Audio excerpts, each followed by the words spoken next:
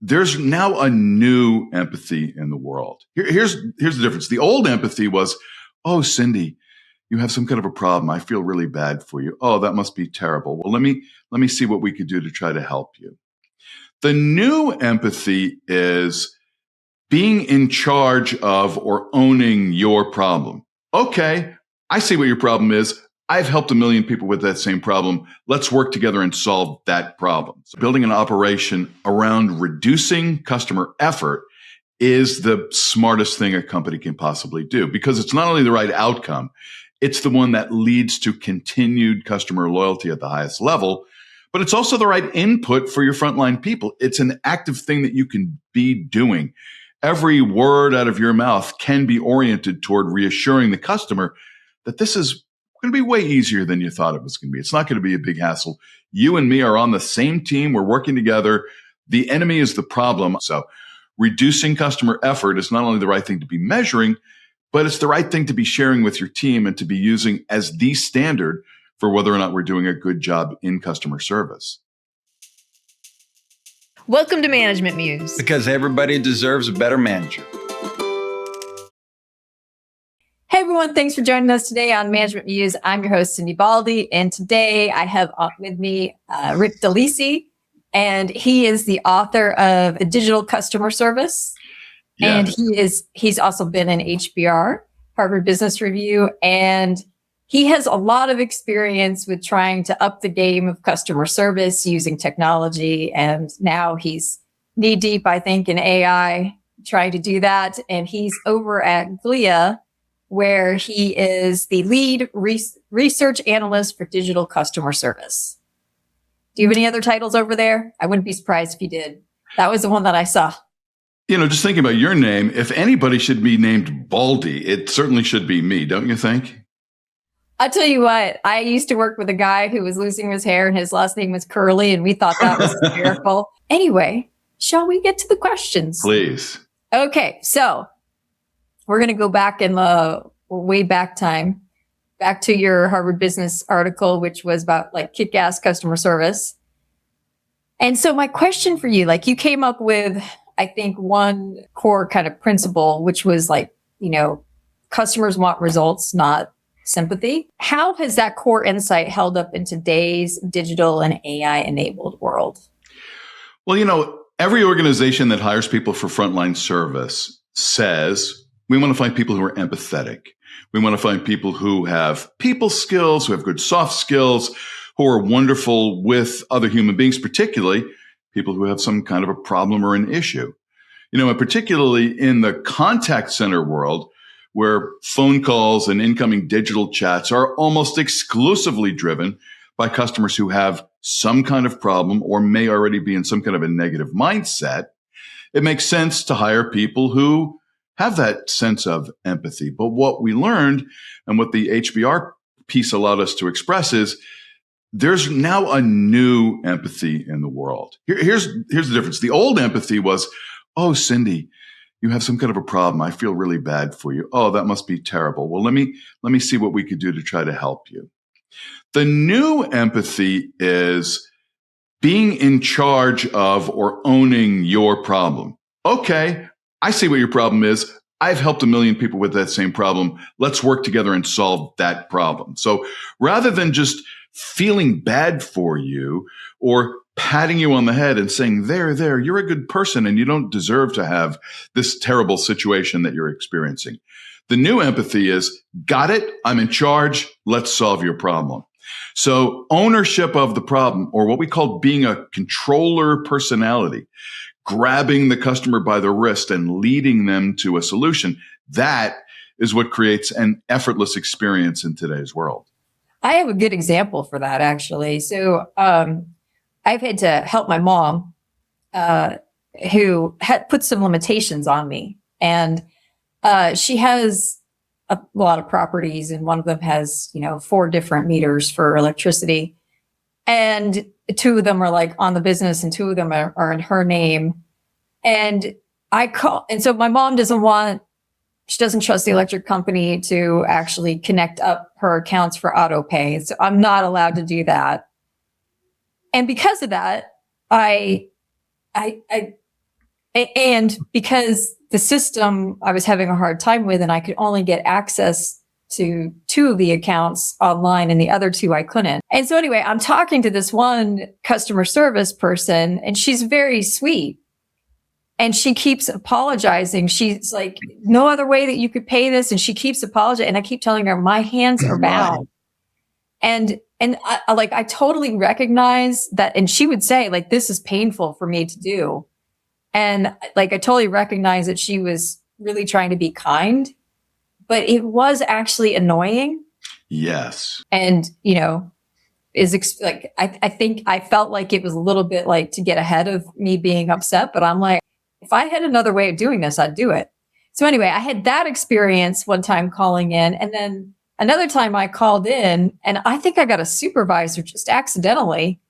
And I'm reading off the meter numbers and I've explained to her, like, look, I've already paid 2 online. I just can't do these 2. And she's like, well, that's stupid. And then I hear her like, tick, tick, like click, click, click, click, click. And then she's like, everything should be on your portal now. Check. Problem solved.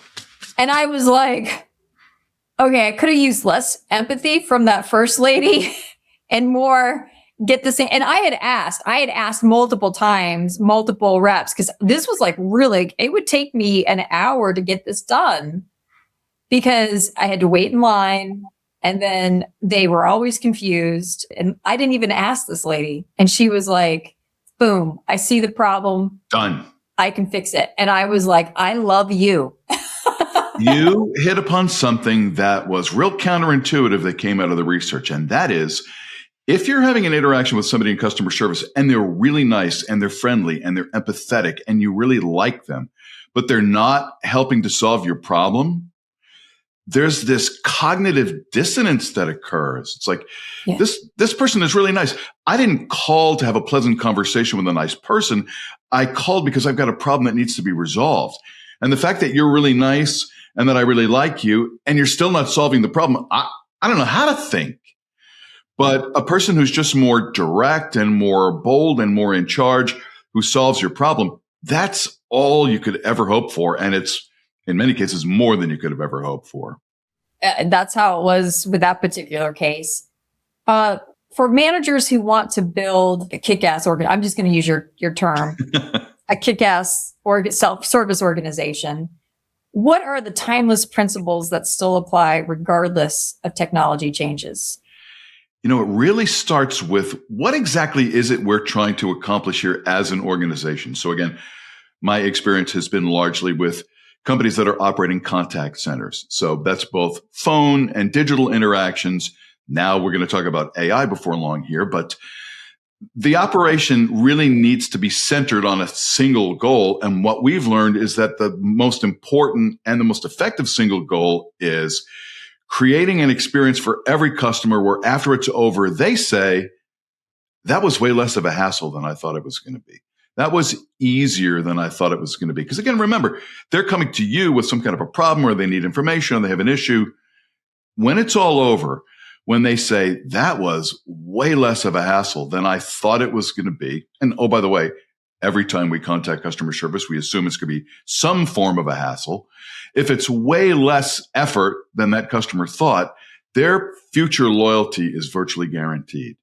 However, if they leave the experience feeling like, oof, that was rough, or this person I talked to didn't know what they were doing, or I had to repeat myself multiple times, or I had to stop everything that I was doing online and start all over again on the phone and dial 10 digits and wait on hold. Oh, that's a loyalty eroding experience. And so measuring customer effort, as it turns out, is not only the right thing to assess how well your operation is doing, but it's also the right input to give your frontline people. Because if you're oriented more toward what's traditionally called CSAT, were you satisfied with this interaction, customer satisfaction? That's a great outcome. But what am I supposed to do in the middle of this interaction that would have you feeling satisfied at the end? Even more complex. I think about that a lot because we get asked. I mean, because you call customer service too. Every customer interaction, you get asked about taking a survey, and I know it's a satisfaction survey, and you're so right. Like, I'm satisfied if you solve my problem quickly. And quickly means that, like, I didn't have a lot of pain, right? And so that's what satisfaction means in that context. But I think it gets muddled so much of the time, that word, because we think of it, we link it too often with like happiness. Like, I don't need to actually be happy or validated as a human being. I need my problem to come off my list. Right. You need to go back to the moment just before that problem was even part of your consciousness. You need to go back to normal. You're in a negative state. There's a problem. There's an issue. You need something.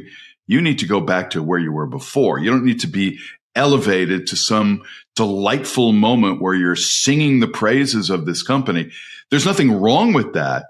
But especially when there's a problem or an issue, asking people if they were satisfied, what we learned is the answer to that question isn't typically a very good predictor of that customer's future loyalty behavior. Yeah, I think it's probably because it gets muddled. It's the same thing with employees, right? Like, we do a lot in different ways. We call it employee satisfaction.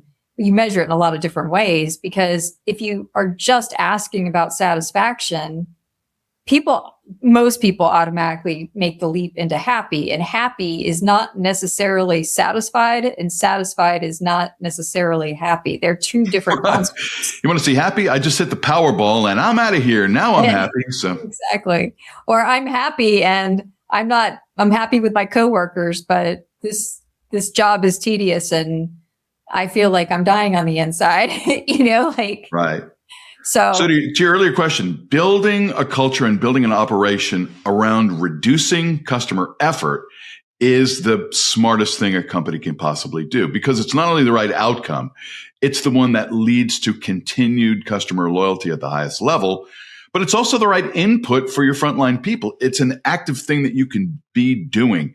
Every word out of your mouth can be oriented toward reassuring the customer that this is going to be way easier than you thought it was going to be. It's not going to be a big hassle. You and me are on the same team. We're working together.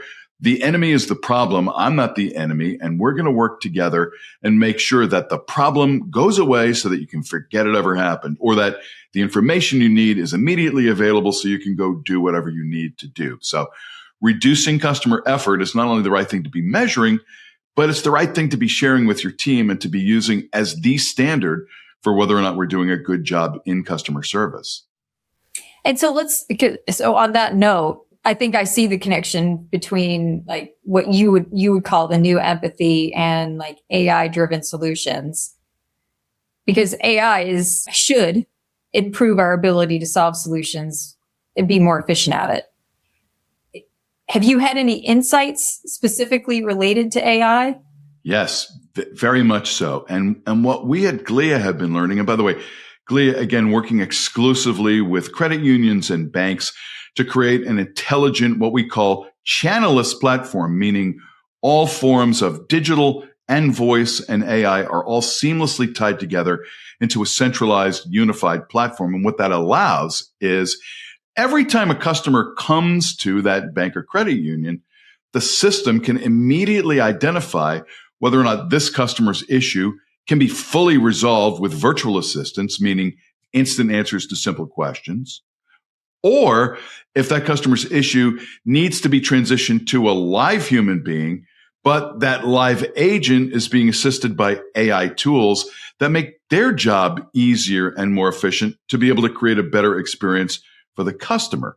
So this idea that AI is here to solve all issues and we don't need human beings in customer service anymore, that just simply isn't true. But the problem is, it is true some of the time. So it's the ability to discern whether or not this issue can be resolved with virtual assistance, or if it requires live assistance. And if so, let's aid that live human being so that they can be more productive and have a better engagement with this one customer. I would think also the AI learns from that. Yes.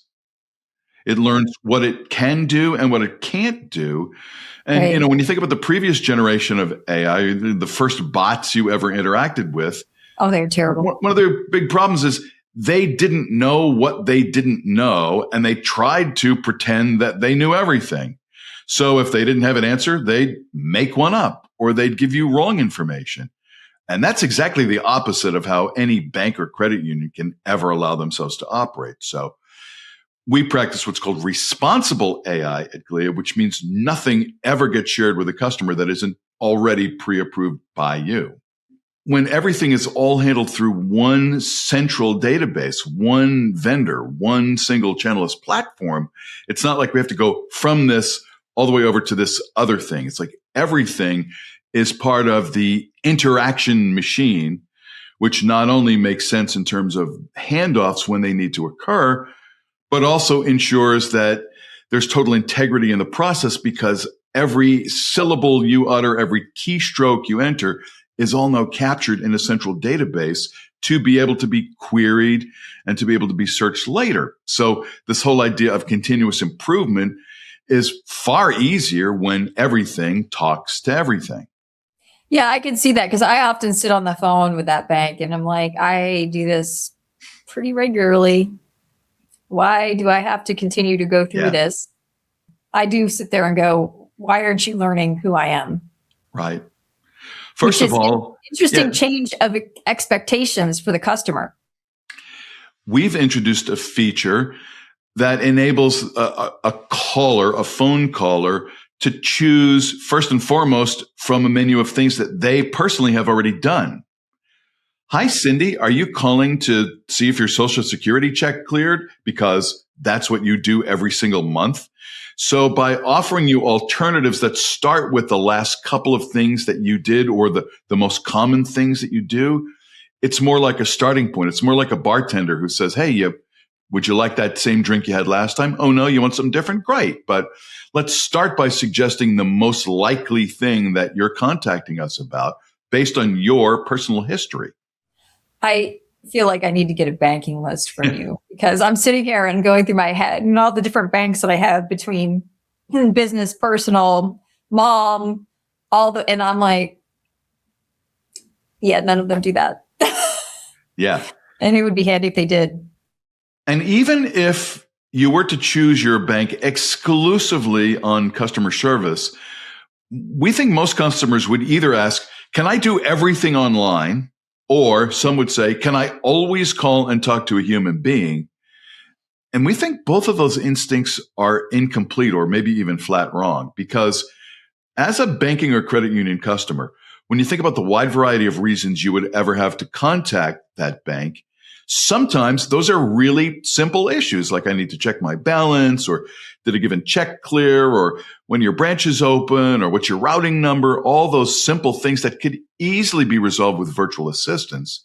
But sometimes your needs are more complex, like, you suspect fraud on your account, or there's an issue with your mortgage, or you're trying to open some new account. All those kinds of issues really would be best served by a human being. So this idea that a given customer prefers everything to be online or everything to be on the phone, those things just aren't true. So in your lifetime as a customer, you will personally have a wide range of different issues, some of which are really simple, some of which are really complex. But the bank already knows which types of issues could be resolved with virtual assistants and which require live assistance. So rather than forcing you to make the choice or to make the wrong choice, you just simply state your intention and the rest happens automatically. Yeah, I think it's a really good point, because there are a lot of times where I think it does depend on your age a little bit. Like, my mom just has to call, or be in person. Let's stop for just a second. Your mom has to call. So her instinct is pick up the phone and call, meaning she's not going to go online. She's not going to go on her smartphone if she even has one. Her instinct is to call. But even if your mom calls and the system already identifies her by her phone number, or she authenticates herself on the phone and then says, here's what my issue is. If a virtual assistant voice now on par with human voice quality. Yeah, it's possible she might not even know. And it wouldn't matter. Right. If her issue is, what's my balance? The response is immediate. So even if our instinct is to call versus going online, that doesn't mean that a human is required.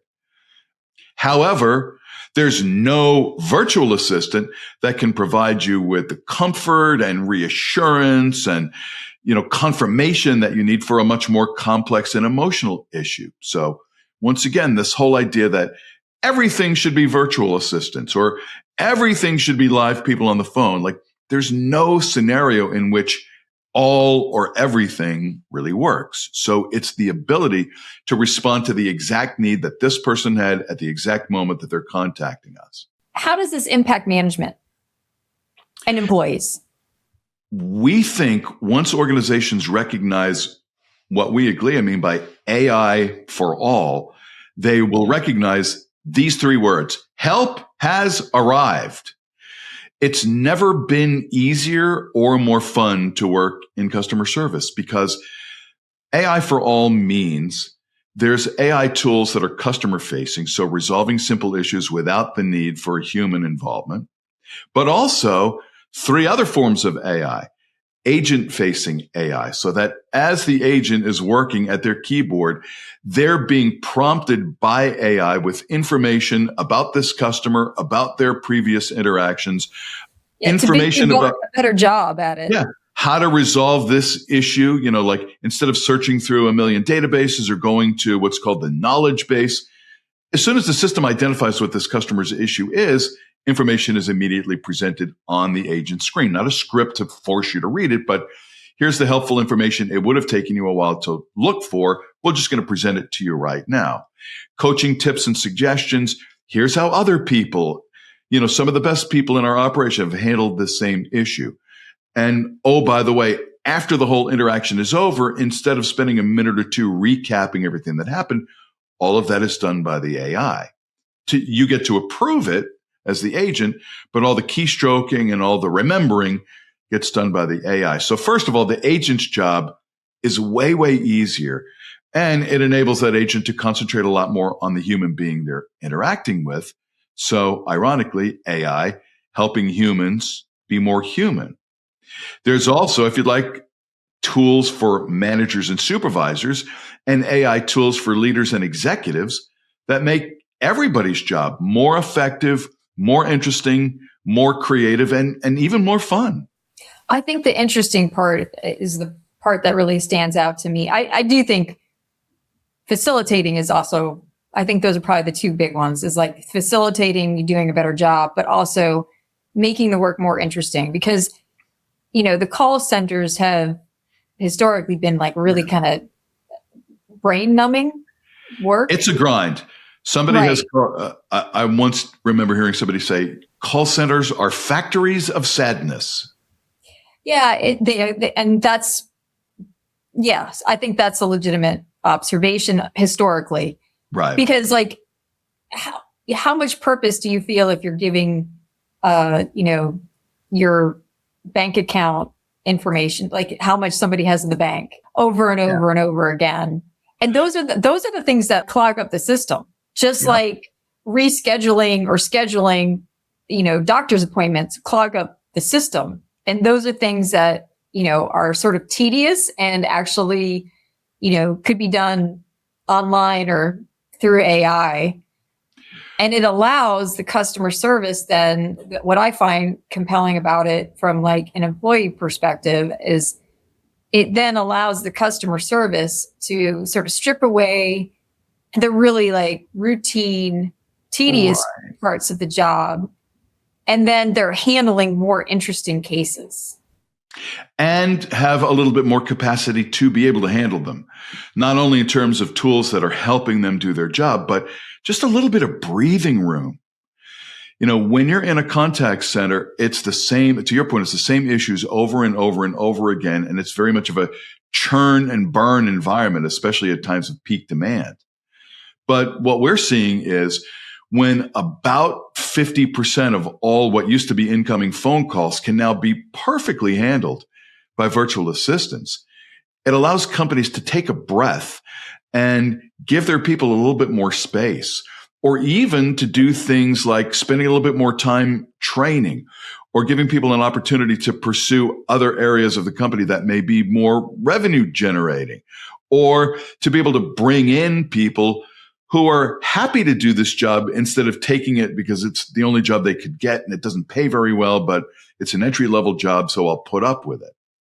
Do you see that organizations are actually giving them some breathing room? And by breathing room, I mean, I know that historically you have to finish these calls as fast as possible, and there's a lot of time pressure on you. Yep.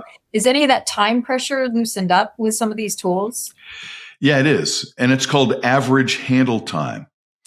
But if you think about it, most companies consider average handle time begins at the moment the agent says hello, and the timer gets shut off at the exact moment when the agent has completed everything the customer needs and all their post-call work, and now they're ready to take the next interaction from the next customer. So that's average handle time.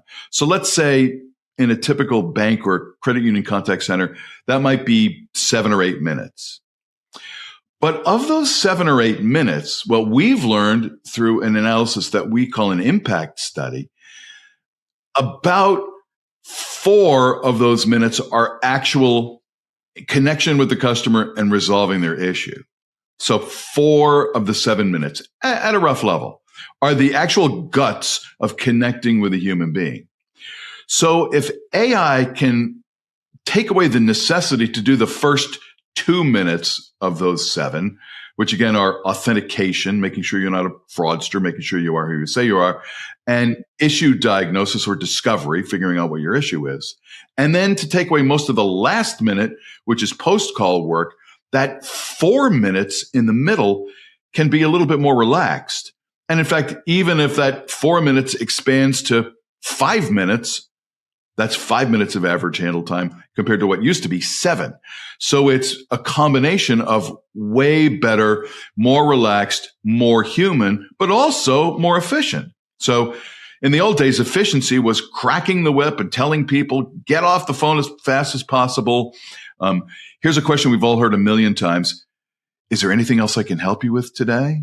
Which in the call center world is really a secret code for, do I have permission to hang up on you right now? It's not so secret. We know. Oh, there you go. We know. Secrets have been revealed. Okay, because we want to hang up too. Right, there you go. But, if the guts of the interaction, the real human part, can be done in just a little bit less time than what the whole thing is. That's almost a 50% reduction in time. It is. And you're resolving about 50% of issues without them requiring human beings. So again, this is the extraordinary convergence of much greater economic efficiency, but also a way better experience for both the customer and the agent. I would think from a management perspective, I don't know this to be true, but I imagine it to be true, is that, so one of the flaws with having a timed average customer service experience and having that metric and holding people to it is giving somebody a balance is much simpler than working through a real account problem. And I would think that the AI would be able to categorize the type of call. And then based on that type, you might have differences in terms of average length for handling that type of problem. And that then allows the managers to have a more finite way to actually assess whether or not, where training is needed, and whether or not, you have somebody who is getting the job done in sort of a normal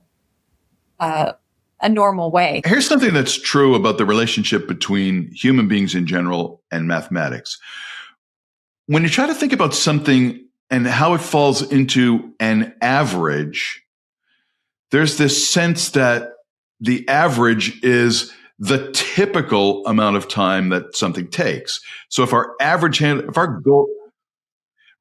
goal is an average handle time of under 7 minutes, most frontline people would think that means every call I do ought to be under 7 minutes, without recognizing the average is comprised of 100,000 calls, not the 30 that you're going to do today. Rick, I have a really good book for you. It's called The End of Average. Okay. And will shake some of your foundation. Wow. Yeah. It's a great book on average and what average was believed to be versus what it really is. Right. I was going to ask you about any results you have in terms of retention and turnover, and probably even training. Like, do you have any? Like, have you done any stats on how this has elevated employees? Yes, we certainly have at a qualitative level. Now, the advent of AI for all, as I'm describing, customer facing, agent facing, manager facing, executive facing, is still new enough that we don't have any longitudinal studies yet. Right. We certainly have anecdotal evidence that the job itself of being a frontline agent is way more attractive. It's way more engaging. And as companies are recognizing, we have like 50% extra capacity that we never had before in our formerly beleaguered contact center. Things like additional training or enabling your frontline people to do volunteer work in the community a couple of hours a month on paid time, or upskilling people and taking them off the phone, so to speak, to have a little bit more time for training, that is immediately creating very positive benefits. I can tell you that prior to the advent of AI for all, the statistic that really rang in my mind is that 75% of people who work in frontline jobs in contact centers don't make it to their second anniversary. Yeah. So it's always been a high turnover, churn and burn environment. And what we're saying to companies is, what if you could slow that down? What if it wasn't this constant pressure to always be recruiting and training people and bringing them up to speed, only for them to quit in a few months? Yeah, only to basically have your head above water, but to not swim. Right. Yeah, and so you're finding that it should have an impact, right? Like, people usually respond, the science shows that people usually respond when the work is more interesting, when they have more control, which in some respects, the AI is actually enhancing control. They have more autonomy in a sense. They're getting advised, but they have more autonomy to handle the situation because they have more time to handle the situation. It's really interesting to talk to frontline people who either A, have been in this business for a long time and now just experiencing AI for all for the first time, or people who are new to it, who never knew what it was like before, and so. Oh, that's an interesting difference. So what are you finding? The people who've done this for a long time, when they first heard about AI, the preponderant reaction was, oh boy, here we go. AI is coming to take our jobs. The bots are taking over and we're all going to be out of here. Well, of course, that's not true. But for newer people, they don't realize how much better it is than what it used to be, because when you're operating in an AI-driven environment, many things are intuitive. Information is presented to you instantly without you having to ask for it. You don't have to go searching around for a bunch of stuff. It's all right there for you. Information about this customer, their history, likely suggestions of how to handle the exact issue that they have. Like if you never worked in the old world, it wouldn't occur to you to say like, wow, this is so cool. It just seems like, of course, this is how business should be done. What are some of the unique challenges for like the banking industry, which is heavily regulated? Heavily regulated, risk averse. And most of the clients that we deal with, community banks and credit unions, are very traditional in their mindset.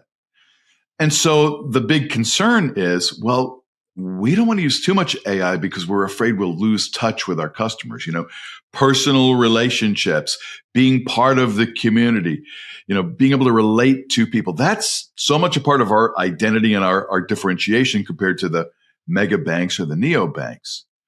But again, what we're learning is you want to concentrate that human connection in the moments where it really matters, not in the moments where it doesn't. We will occasionally talk to some leader who will say, oh no, I insist that every interaction become a personal opportunity to deepen the relationship.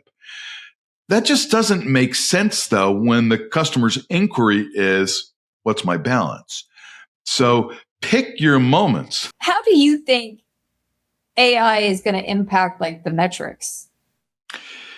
AI is going to help companies recognize that their metrics, the traditional metrics, are immediately improving, but also open companies up to other metrics that they hadn't thought to think about in the past. Like, what insights are we deriving from all these interactions that we're doing with customers? How are we better able to predict customer needs or new product development? How can we accelerate matching the right product to the right person? So there's so many other things that companies could be measuring in their contact centers beyond just simply satisfaction or average handle time. Once again, in an environment where you're constantly underwater, where you're understaffed and underappreciated and overworked and underwater, there isn't time to lift your head up and think about what other value could we be creating. Speaking of evolution, what do you think will be the necessary ways for managers to evolve in this new environment? Now, again, when we say managers, let's think about different levels. So there's frontline managers and supervisors, then there might be department heads, and there might be executives. And we think it's a slightly different perspective for each of those. Sure. At the frontline management level, so direct supervisors, people who are working with teams of frontline agents, the ability to be able to identify and socialize best practice has never been easier. So in other words, let's say you're a manager and you have a team of 30 people. We'll just pick a number. Which of your people are best at handling each different issue type or need that various customers have? Well, we can identify that now. And we can, in any given situation, and be able to share that information with the whole team. So being able to do things like quality assurance and coaching and counseling, not just for each individual person, but to learn from the interactions this person is having and share that information with everybody. The whole idea of AI being a continuous learning model applies to both the AI as well as the humans as well. So sure. At that level, it's never been easier to coach and counsel.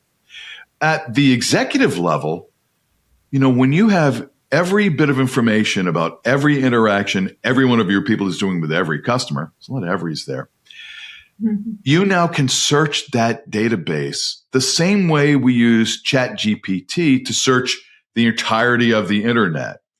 You can keystroke Cindi a question into your keyboard and ask, what are 3 things that we could be doing that could greatly improve the customer experience? And in 10 seconds, here comes a list of possibilities and suggestions. You can ask a question like, how well do we do on Mondays at 9 compared to Fridays at 5? Is there any difference? How well do we do when we're really busy versus when things are quieter? How well do we do with customers who are brand new to the bank versus those who've been with us for 20 years? The point is, there's no end to what you can inquire about because there's no cost and there's no risk in asking a stupid question. It's just you and your keyboard, or even, giving a verbal command and speaking with your voice. So it allows managers and leaders to be a little bit more like scientists, to be more curious, to constantly be looking for new ways to improve, but being able to access the database of every interaction we've ever done as the source to be able to learn more about how to get better. Yeah, that's a great way of looking at it. I love that. What are some first steps for them to get into moving towards AI and customer service? Yeah. If you're operating a contact center of as few as 3 to 5 seats, what we're offering at Glia is available to you. The democratization of this technology is what's so astounding. If what we were talking about was available only to the Fortune 100, it might still be a really cool story. But I think it's even cooler by virtue of the fact that every community bank, every smaller credit union, if you have 5,000 customers and a 3-seat call center, everything we're talking about is available to you now. Excellent. Yeah, I think that's been the interesting thing with even social media. And right. I know it has its flaws, but this idea that basically we broke distribution channels, we broke really monopoly power on some large organizations, and so it's been interesting to see how technology rolls out in this regard. And I agree with you. AI does seem like a major way to democratize. Yeah, I don't know if I am the first to have thought of this. I'm sure I can't be, but it's always stuck with me that the most spectacular thing about technology is not what you can do, but it's who can do what. You know, I went to school at Syracuse University at the S.I. Newhouse School of Communications. And dear God, 100 years ago when I was going to school, you know, having access to video cameras or editing equipment was a very exceptional thing. You had to work at a TV station or be part of some multi-million-dollar production facility to even be able to pick up a camera or edit video. Well, now every single one of us carries around in our pocket every day the full shooting and editing capability of what used to be available only to the networks 30 years ago. So again, it's that every one of us can now participate in this technology in a way that benefits each of us individually. Looking back, if you were to rewrite kick-ass customer service today, with everything you know about digital transformation and AI, what would you change or emphasize differently? Well, I think at that time when that piece came out, and this is now about 7 years ago, I think we would have predicted at that time that phone calls in customer service are going away. Everything's going digital. And certainly once we were in the midst of the pandemic, it sure felt that way. Like we're on-screen people for good now, and everything that we do is going to be on our smartphones or on our laptops or our tablets. That would have been a natural assumption 7 years ago, that there's going to be no such thing. By God, when we get to 2025, there'll be no such thing as a phone call.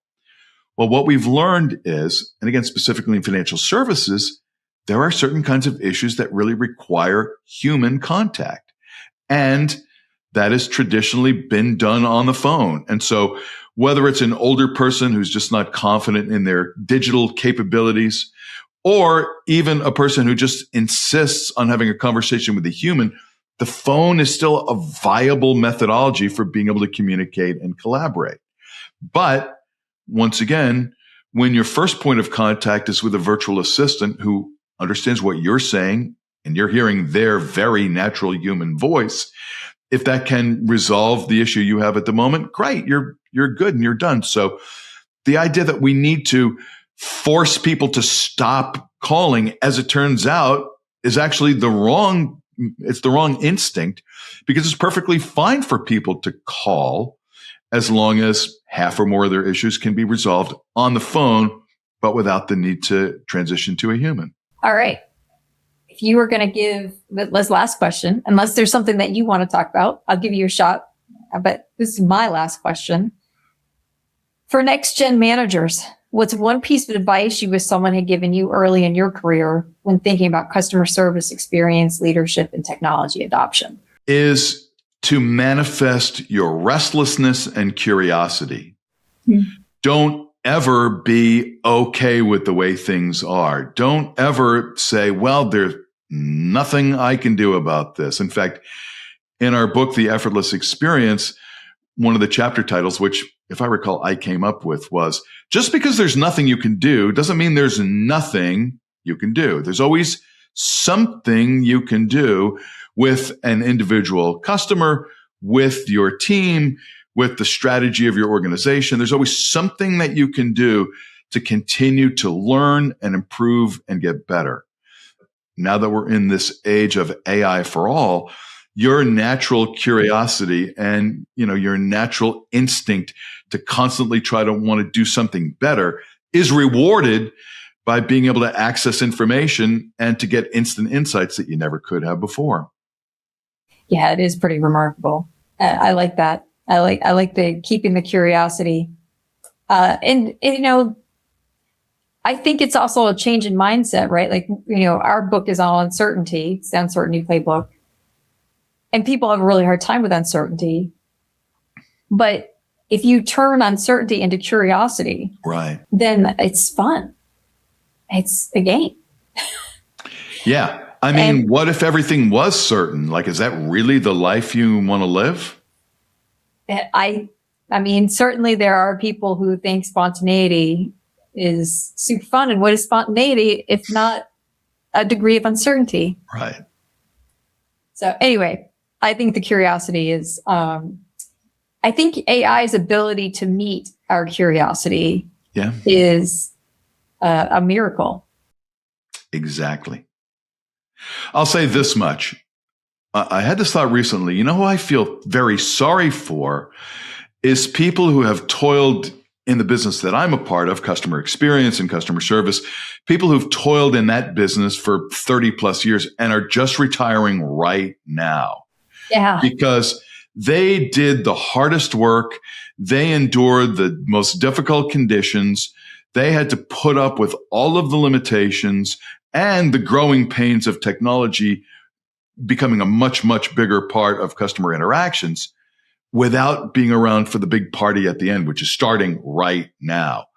This is the moment. This is our time in this industry to shine, to have better performance, to have better efficiency and a better experience, to enjoy what we have been doing more, to get away from the constant burn and churn. Now's the time. This is a great time for people who are in customer service.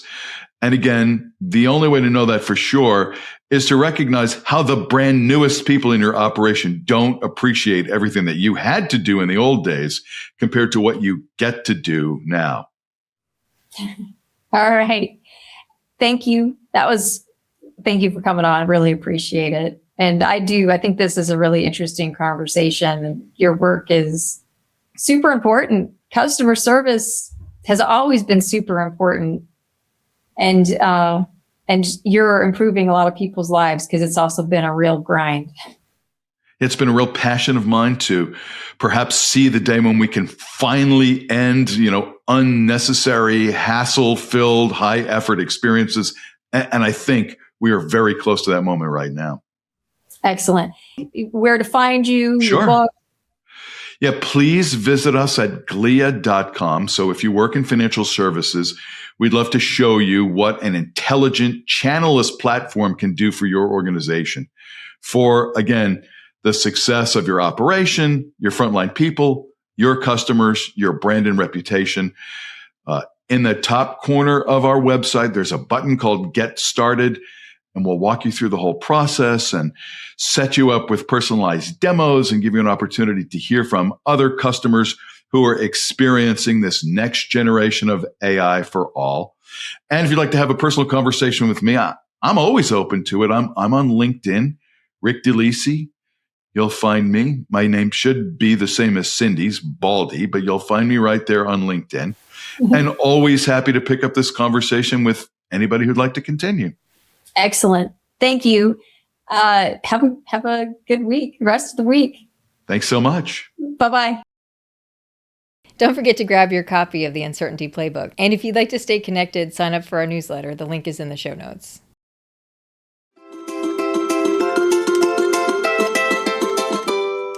Thank you, everyone, for joining us today on Management Muse. We are a podcast/YouTube channel that we hope is entertaining and educational.